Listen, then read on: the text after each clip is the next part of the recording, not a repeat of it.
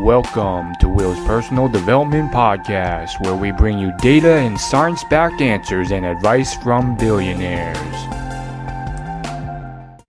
Hello, this is Will Chow, and welcome to Will's Personal Development Podcast. I'm here with a very special guest, Dr. Anders Ericsson.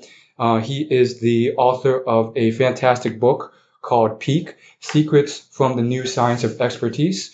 I'm very excited to have him on because this book is incredibly useful and unique in how it deals with and teaches us about becoming a master.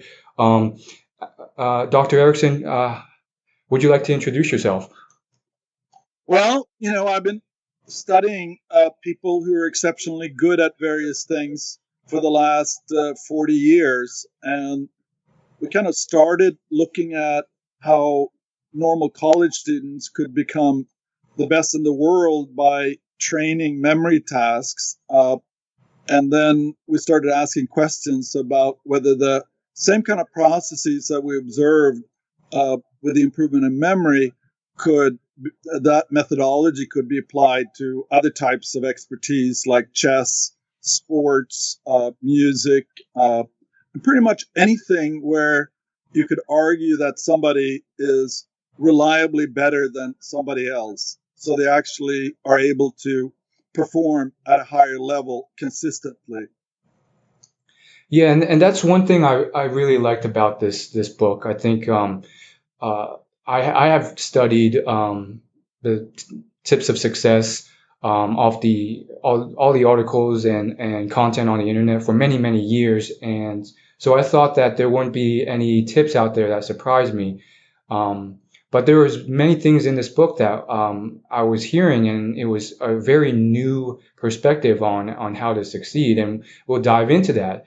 But just for my listeners out there, you might be surprised about some of the things that you assume, because you always hear these phrases from successful people like you got to work harder and persist. So my first question to you is, in terms of um,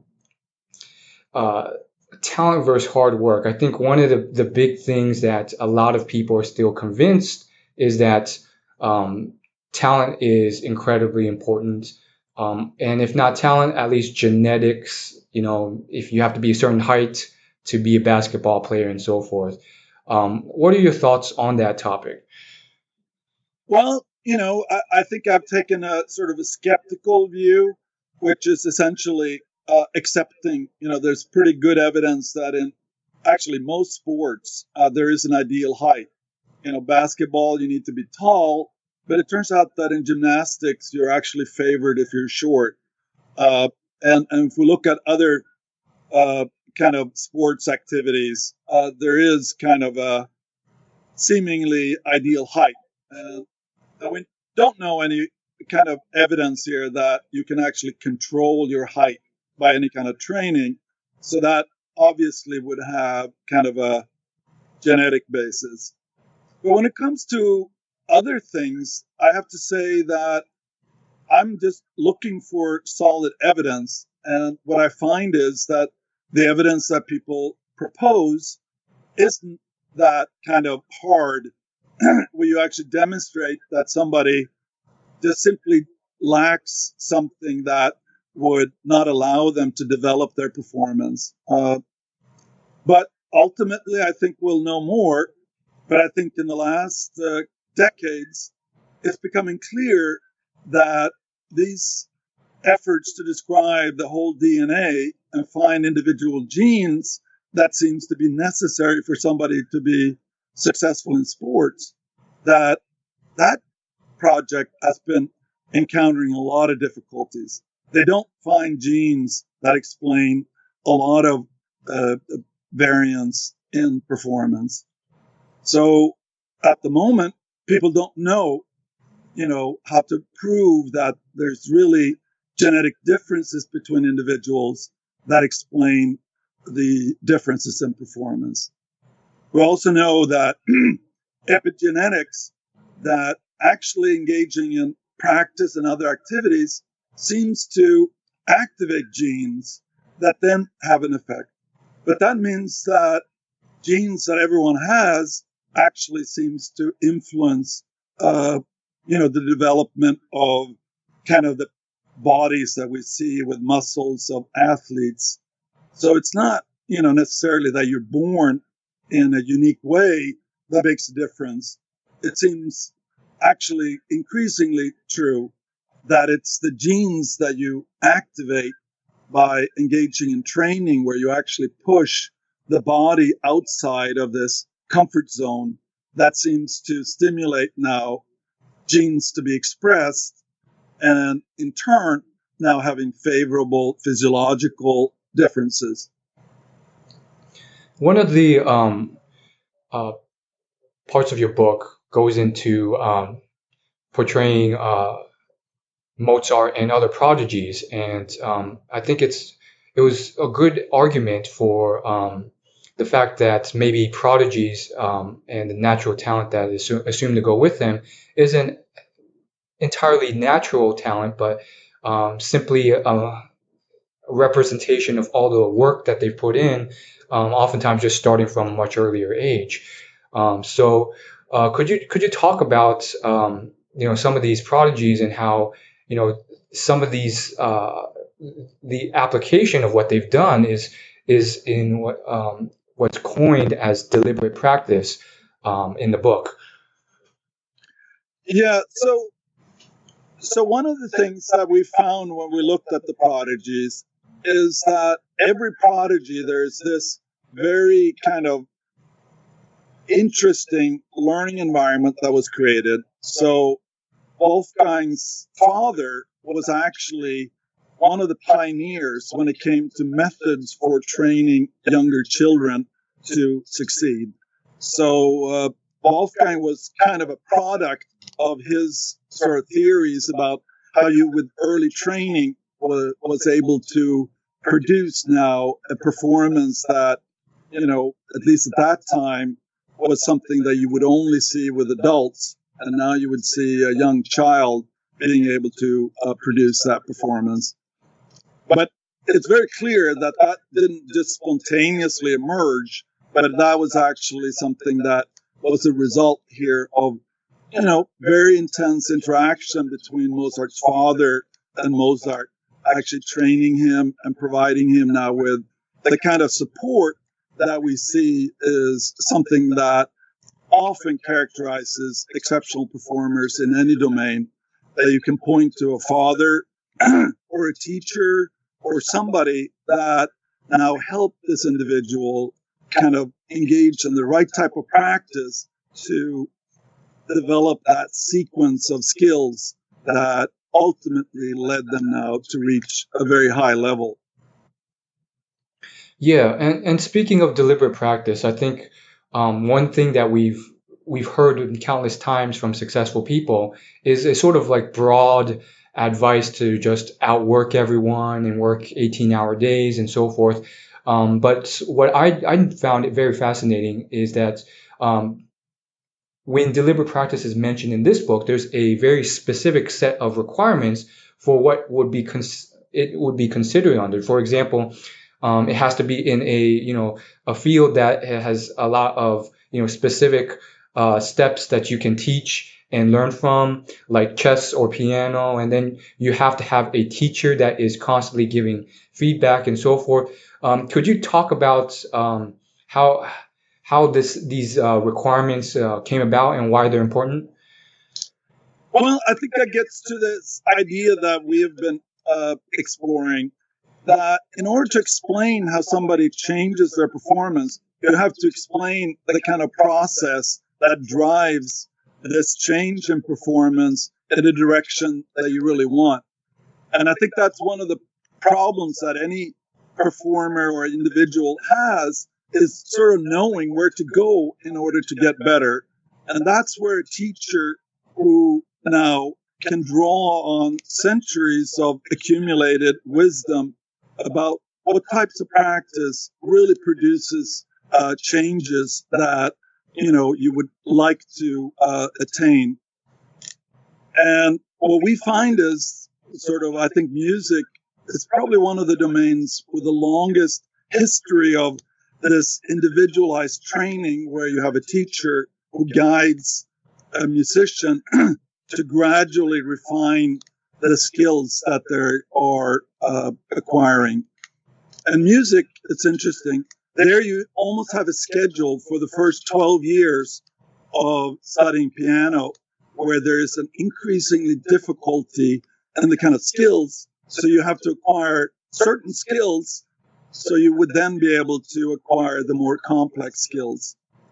And that, I think, is really interesting when I talk to coaches in sports, is that they often say that sometimes they encounter 14-year-olds coming to them, and they have now spontaneously learned the skill without really having acquired the fundamentals that seems to be the basis that you need to have in order to now keep improving. So that's kind of a problem, having to relearn the fundamentals when you're 14 and maybe spend an entire year not essentially getting better, but just sort of getting on track, so you would then be able to, further refine your skills to reach the highest levels. Yeah, and in terms of like piano, that reminds me of back when I was a child. I competed for many years until I graduated high school in solo piano competition on the state level, and it was very regimented and structured. But a lot of listeners, they're finding their passion or still trying to figure that out, or maybe they're dabbling in passions that aren't as structured and regimented. For example, I'm experimenting with a dream of maybe being a talk show host of some sort. So when those skill sets are new, or don't have that large amount of people who are teaching them, do you have any tips on kind of still improving in a efficient way there? Well, I think that's interesting, and I believe here that with this technological change, it's now possible to kind of almost, do videos where you can document the development of other individuals.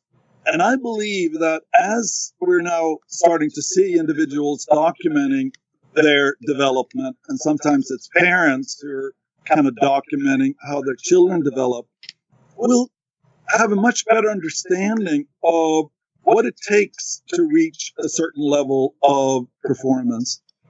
And I think as a talk show host, there are probably individuals that you particularly admire and feel are actually doing a very good job. So I guess one possibility would be for you to think out, how would you be able to make yourself valuable to a person like that, so they would then be willing perhaps to spend time and give you feedback and share some of the insights that they have of what it took to basically get to the place where they are.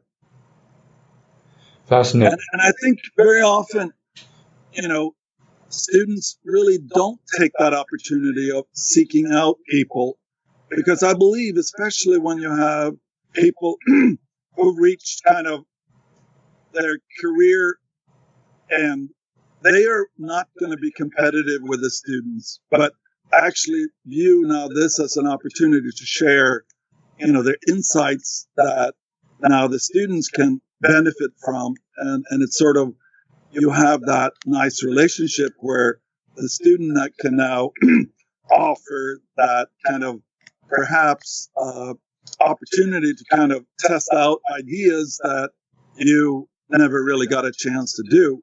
But essentially that very successful teacher-student relationship where the student is now at the center and the teacher is now motivated here to really help the student succeed. So it's basically a mixture of kind of seeking out those mentors and finding win-win relationships with them, and studying their lives and kind of seeing how they did it and so forth.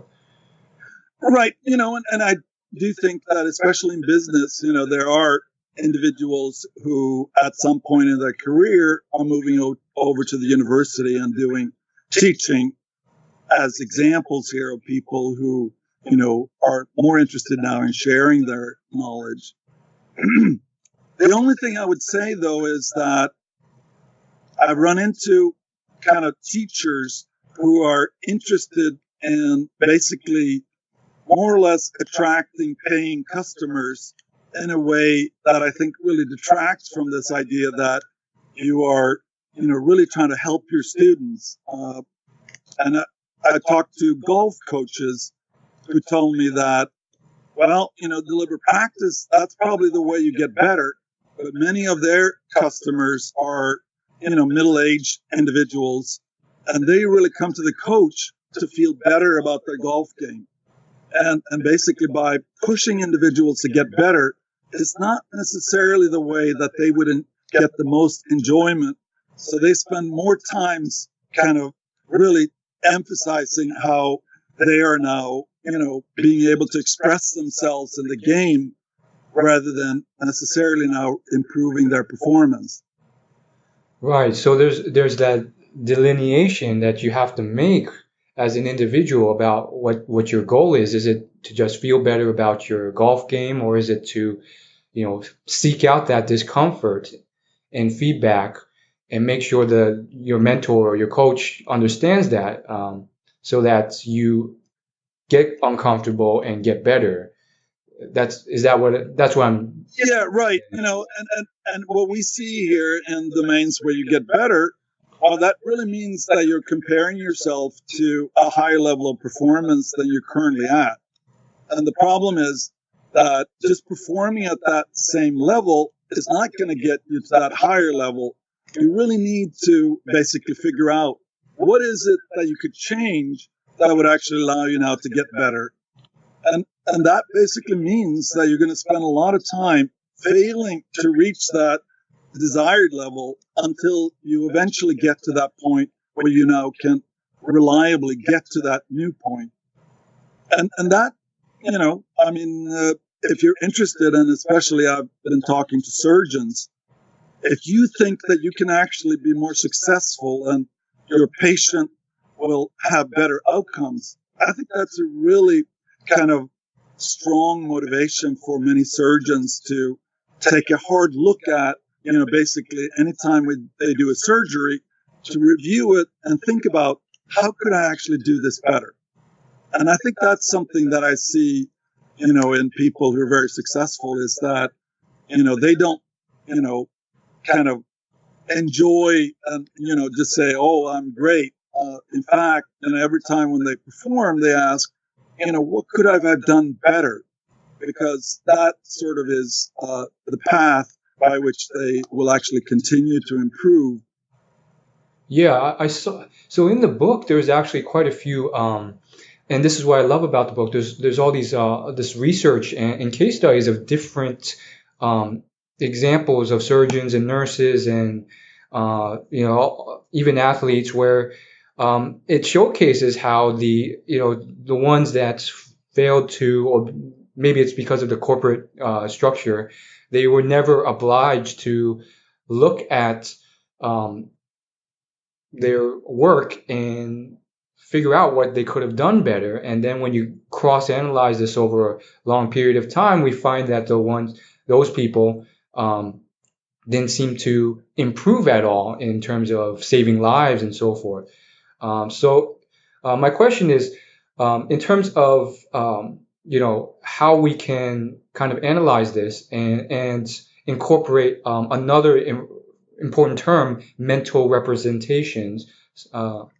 How does that work together, other than just look at our work haphazardly and say, I think I could have done that better based on just opinion?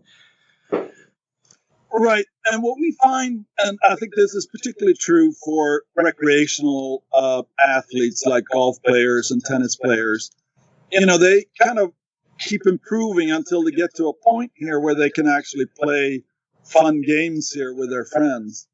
But what's interesting is that they pretty much remain at that same level, even if they play several times a week, unless they actually now take a look at and see what is it that I could actually have done better. And that's often, when you seek out a coach, they will be able to see now what is it that you could possibly improve here in the next couple of weeks. And how would we be able to design now a training? Because the problem when you're just having that kind of game experience, you're not going to repeat those situations. You're going to maybe make a mistake, when you're trying to do a volley when you're playing. And it's going to take maybe 2 or 3 games before you actually encounter the same situation.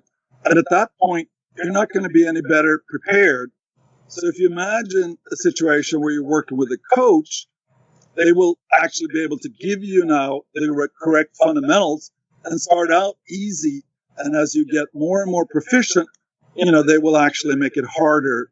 And eventually they will embed it in actual games where you now will be able to integrate now your new skills to enhance your playing performance.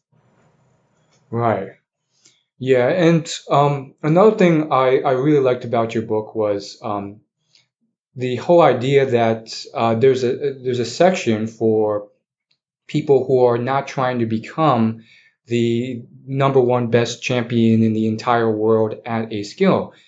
Because many people really do just want to have a moderately better life, and they're not trying to move heaven and earth to get to that level. And there's this great case study in this book about this average man who wrote to you many years ago, seeking to improve his golf game, and ended up achieving quite a high level with deliberate practice. So in terms of that category of people, do you have any advice for getting along and improving that sense? And I'll start you off. There's this one part in the book where you mention how if you're just starting off and learning the fundamentals, you don't need to find some world-class coach and pay a lot of money to just learn the fundamentals. Anyone with a moderate amount of experience will do. Yeah, and I think you're making a great point here that, life is too short. And if you really want to be world class, it's likely that you will only be successful in one domain. And I think, most people have all sorts of interests.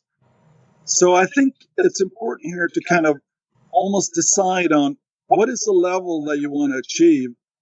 And one thing that rarely people provide you information about is how much practice and training would you need to get to a certain level.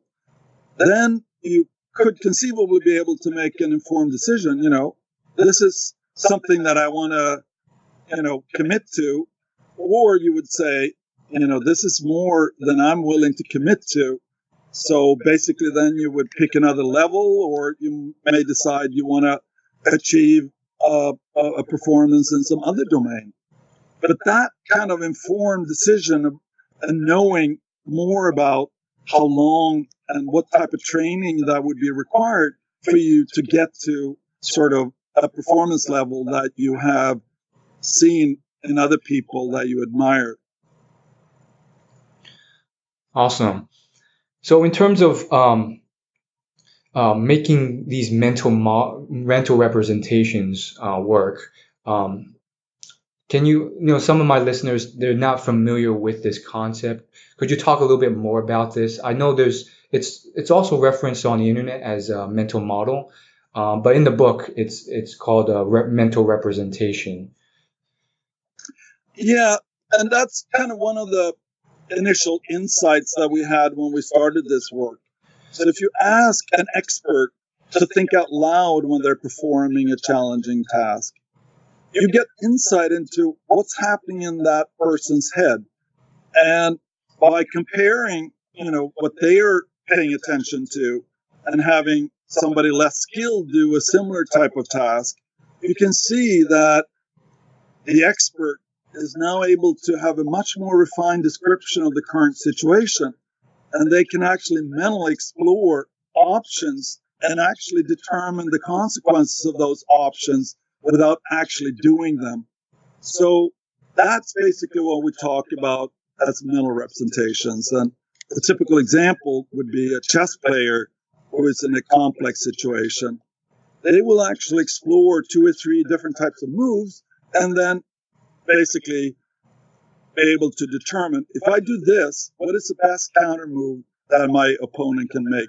And if he does that, I would do this. And then you can see that you're likely now to be able to, kind of make gains if you select one move in contrast to some of the other ones. So that kind of mental representation supports that ability of mentally reason, and maybe a composer can generate sort of a sound experience and then ask, how would I be able to generate this sound experience on the piano so other people can actually, be able to listen to it? And that's kind of one of the general kind of characteristics of experts. So if you look at soccer players, for example, and you have them watch a soccer game, and then you blank out the screen and you ask, what should the ball handler do in this situation? The better soccer players are able now to basically tell you what are the useful options and even maybe recommend one particular thing that you would do that is superior now to less skilled soccer players. And I've yet to actually find a domain where you don't see all that mental mediation that is associated now with a superior performance of those individuals who excel. Yeah, yeah. It reminds me of something Josh Waitzkin, a national chess player, mentioned briefly in his book, The Art of Learning, how he started with a base layer of mental models, and he kind of builds on top of them like a pyramid, and chunks them until he intuitively can chunk more and more. So it's very fascinating how this was also discovered and referenced in this research as well. Let's talk about passion. That's a very commonly thrown around phrase nowadays.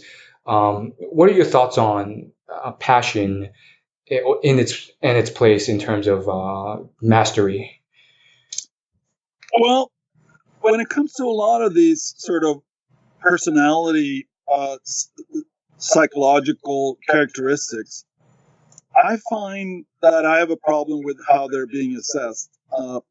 So if basically the method that you assess somebody's passion is to have them fill out a questionnaire, and then basically you have one person that's not classified as passionate and somebody else, I don't really feel that is really going to help us understand.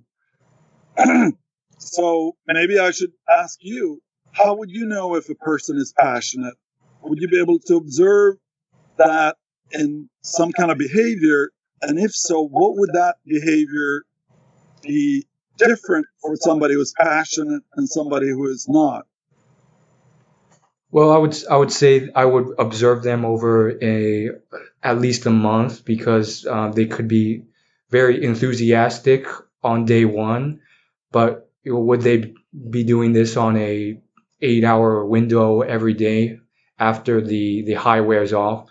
But to answer your question, I would kind of gauge enthusiasm and um, genuine enjoyment, and kind of assess if they really enjoy what they do. So we kind of approach this in the opposite direction. So if you look at those individuals who are willing to set aside, 3-4 hours a day, where they actually continue to challenge themselves, trying to do things that are really changing their performance.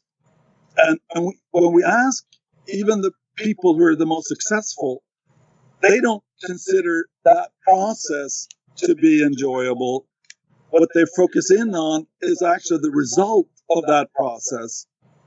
So we argue that when you find individuals who make that commitment to something, that would be a measure of their motivation.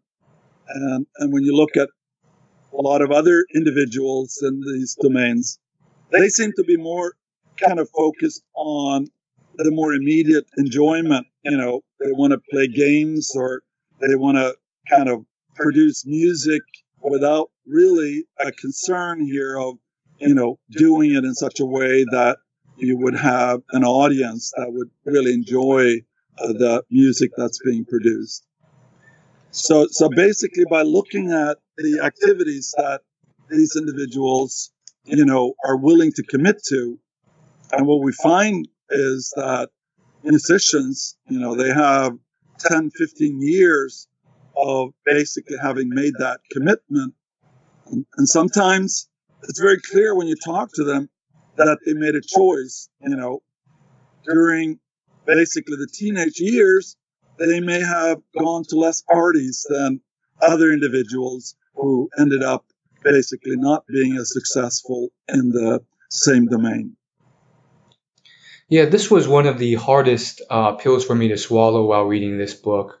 I still kind of see passion as something that's is important to kind of get through the process because I hear it so often from successful people. But to underscore and emphasize what was said here, it seems to be there's the successful people who reach a high level seem to be the ones who are willing to go through that pain period of and that discomfort of the work, and they don't enjoy that, but they get their enjoyment from the success and the progress they make more so than from the work. And so it's not like they're happy and joyous all the time while doing this task. They also experience discomfort. Right, and I think that's an important kind of message, maybe for parents even, that if you want to help your children, develop that ability of actually, going through a process to reach certain kinds of goals, that's kind of a habit, like some other habits. And if you as a parent can actually help your children, acquire those habits early, then at least the child has that option of applying it once they find now something where, they really enjoy it. And I'm not saying, that people who are successful don't get joy out of the success. It's more that what they kind of enjoy are the things that are hard that other people now admire.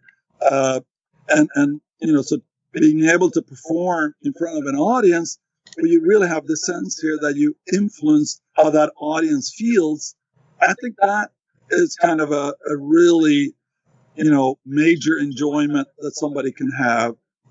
Now, basically, after they've done their performance, they may actually start reviewing and seeing here, I could have done a little bit better here, a little bit better there.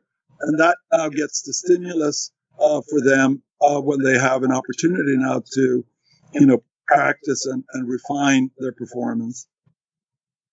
Yeah. So a lot of our listeners are Asian American, and I think that's this point is very important for them because their parents are very good at structuring and regimenting a training routine for their academics as well as for their music life. Many are shipped off to take violin lessons or piano lessons. But then, as they grow up, they really start to dislike the whole planned approach because now they're going to maybe medical school and they don't enjoy what they do. That said, they often get very far and excel because of this practice, but it stops sometimes, in their 20s or 30s. So do you have any feedback on kind of reconciling the deliberate practice and the enjoyment of it? It seems to be more focused towards maybe, from what you just said, looking for things that you get the enjoyment from the feedback and the growth and the work process. Well, I think this is a great question. And what I find is that if you look at music students who seem to excel, they develop these representations that allow them to really enjoy the music that they can produce themselves. So it's, they have these representations, and those are very helpful when you're actually criticizing your own work or other people's work. But it also gives you that opportunity of actually sitting down and producing music that is now enjoyable to you. And that's actually one activity that I think is kind of interesting, is finding music students who can spend a couple of hours kind of playing around a piece. Now that's very different from the deliberate practice activity, but they can now actually sense how they are now able to produce experiences that go beyond basically what they were able to do. And I think that's a kind of a key idea, that as a parent, you shouldn't kind of keep control over your children. You should actually help them become in control of their own performance development. And that basically, when it comes to science or any kind of professional activity, I think that's when you now feel like you can now achieve better outcomes as a surgeon or whatever it is. And ultimately, if you want to be extremely successful as a musician, you need to basically accomplish something that people haven't done before. So if you are a perfect copy of other people, that's going to be much less recognized than if you, as a refining now your way of thinking about music, are coming up with something that other people will characterize as an innovation and something that goes beyond what other people have already done. And that, I think, ultimately has a lot of rewards associated with it, that explorational activity, whether you're a scientist or an artist or whatever you do. Yeah, that was a good answer, and I think I'll definitely be sharing that with people when they reach out and ask. In terms of so in terms of the next question, which is on translating skill sets, I found this fascinating. So in the book, there's a thought that was put out, which is that, well, what about this one guy who didn't seem to spend more than a couple hundred hours at this high jump sport, and now he's a world champion? Clearly, it's not just about deliberate practice and hard work. And the point that was posed in the book seemed to be that, well, actually, he spent thousands or hundreds of hours playing basketball before then, and a lot of those skills translate. So, how can we apply this? Like, I'm looking as myself as an example to illustrate, and I see my a long period of piano practice kind of put to waste after I graduated high school and went to college. So perhaps that could mean translating the musical knowledge I got there to maybe pop music or EDM. Is that possible, or is that what you were getting at? Well, I think our main point was that when you look at these seemingly amazing performances that doesn't seem to kind of reflect innate skill, once you look at the history that these individuals have had, and also look at what are the really constraining factors for being successful in high jumping, it's basically your strength in your lower body that allows you now to get a lot of force that allows you to kind of get the height that's necessary. And it turns out that that's actually quite similar to what a basketball player is trying to practice in order to be able to dunk the ball and other things. So the argument is that once you take that into account, you can actually explain why somebody seemingly was able to perform at a high level with much less practice. The other issue of, how you can use things and skills that you've developed, I think is an interesting one. And I think there are examples of people who are true innovators who are basically borrowing ways of thinking about things in one domain and then actually applying it to another domain. So Paganini, for example, he's often cited as somebody who took the skills for guitar and actually incorporated them in violin playing and was able to do some really, at the time, truly amazing things that are now incorporated in the training of basically violinists across the world. But I think it's almost, and creativity, I think, I view that as something that is on top. So it's almost like we know how you can become and develop your ability to do all sorts of things, and have developed skills and tools, but essentially putting that together and producing now something that hasn't been done before, that obviously is a slightly different process. But if you don't have the tools, imagine that you could image something, but you couldn't really communicate it to anybody else because you don't have, the skills as a visual artist. That's basically what I would argue, that if you acquire the skills, so you now actually are able to, externalize images and ideas that you have, then, but you really need to have those skills to even make it possible. And I also believe a little bit that your ability to actually construct these things in your mind, these are the result here of developing abilities and being able to kind of assemble and reproduce a lot of things that other people can do, that now provides you with the kind of building blocks that you then can put together into something that is truly unique. One of the things I want to emphasize is the importance of kind of starting from scratch and being able to get to a desired level or close to it with many different skill sets. In the book, you look at certain studies on memorization from people who are cab drivers in London and how they memorize incredibly vast, complex maps, and their brain regions increase in that area. And then you take a case study of a ordinary student and how he got up to something like 74 numbers that he could memorize at once, and the practices and techniques.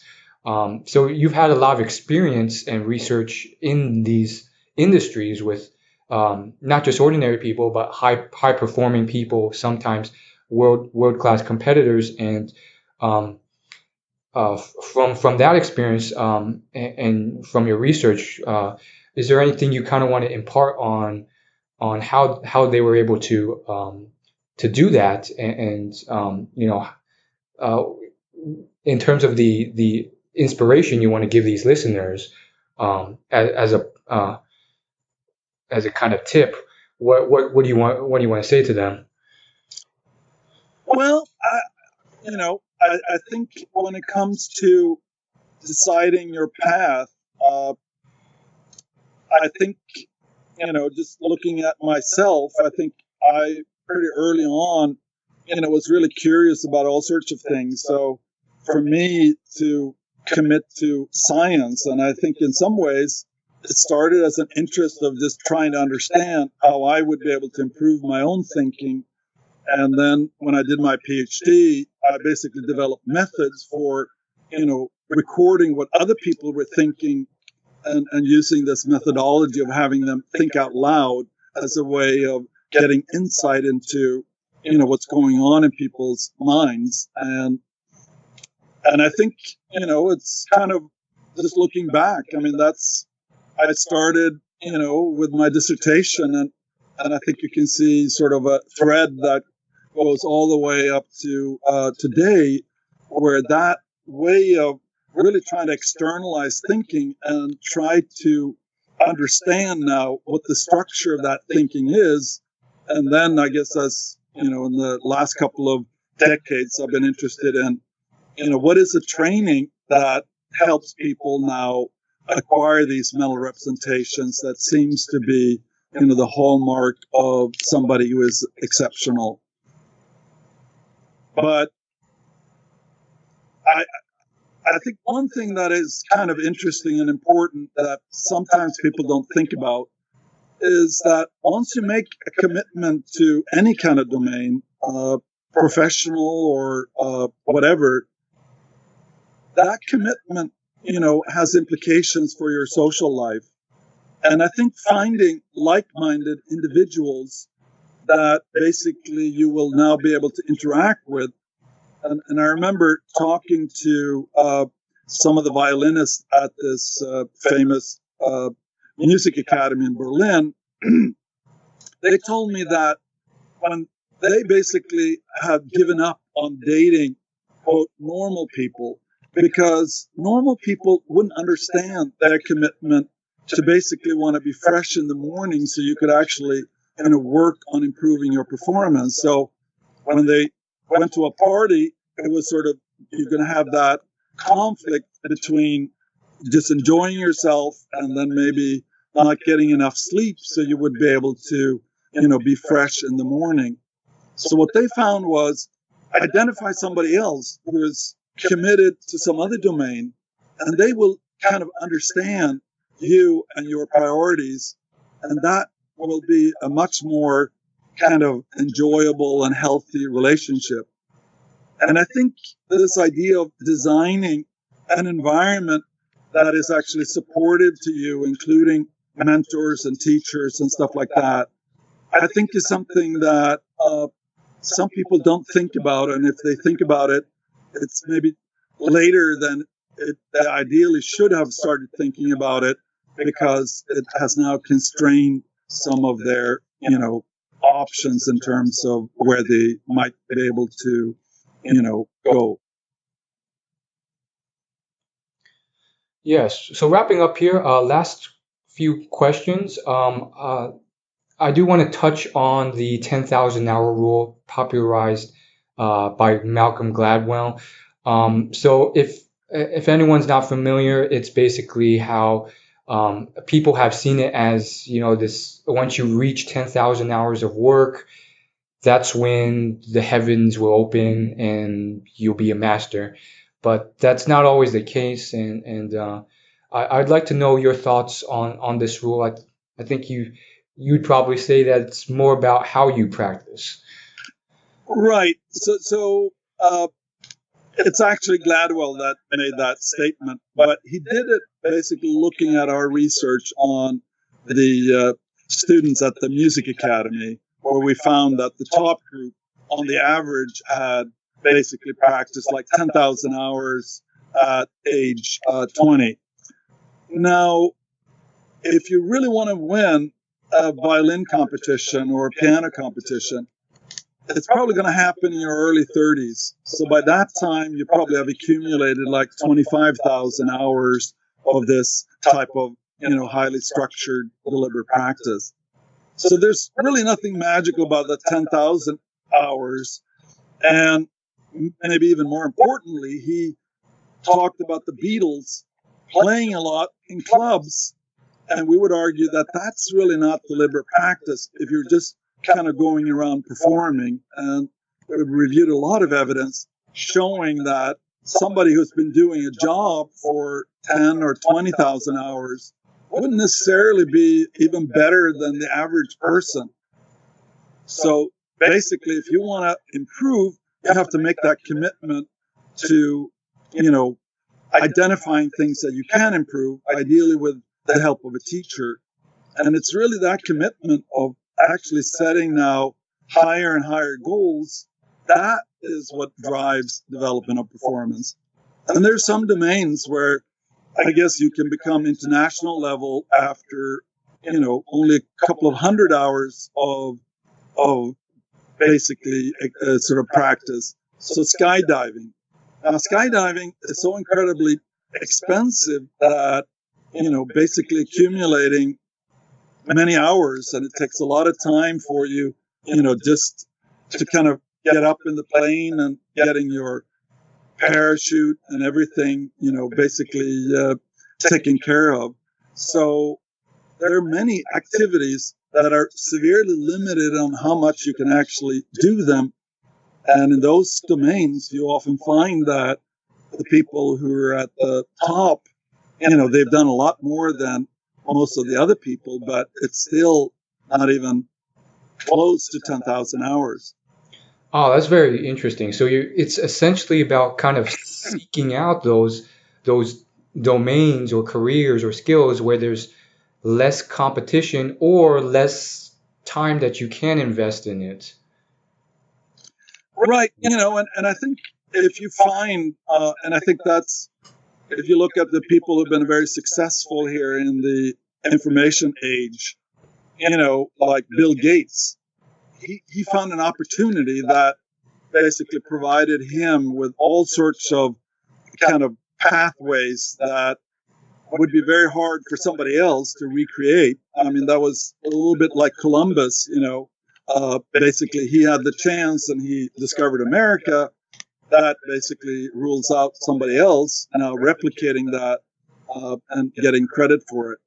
So I think, spending time thinking about problems and issues, and I've actually been reading biographies of scientists, and somebody like Pasteur, who is a Nobel Prize winning scientist who discovered, basically the bacteria and how they influenced, disease and also, other kinds of industrial processes. He apparently spent like 2 or 3 years just thinking about different topics that he would want to commit to. And he basically now identified this as a really kind of curious issue here. How could one basically, where is the kind of some of these phenomena like disease, where it's coming from, and basically by studying now more details and using the microscope, he was able now to kind of find the causes of these processes. So I think if you could find a good social problem or a good kind of issue that you're interested in, and sometimes, there may even be people in your family who has certain kinds of problems, that would be kind of a starting point for you wanting to make a difference for them and indirectly now addressing a societal problem. Awesome. So my final question for you is, do you have any parting words for anyone who's listening to this, who is, struggling to break through a plateau or unsure what they want to do with their lives, that they can take action on and use immediately to improve their situation? Well, I would say that spending time and identifying people that you admire, and I would assume here that especially if you spend time looking, you would actually identify those kinds of people.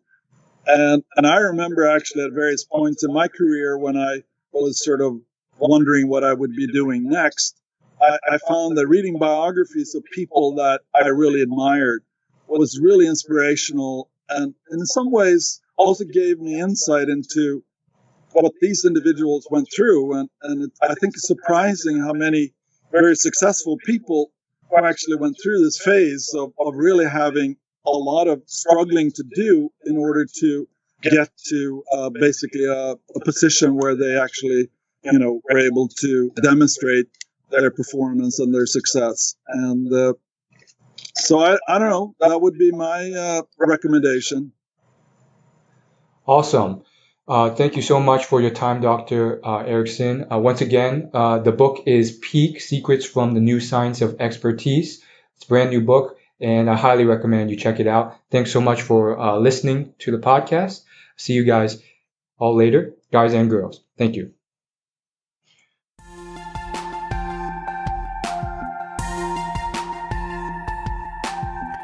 Thank you for listening to Will's Personal Development Podcast. You can find more at willyoulaugh.com.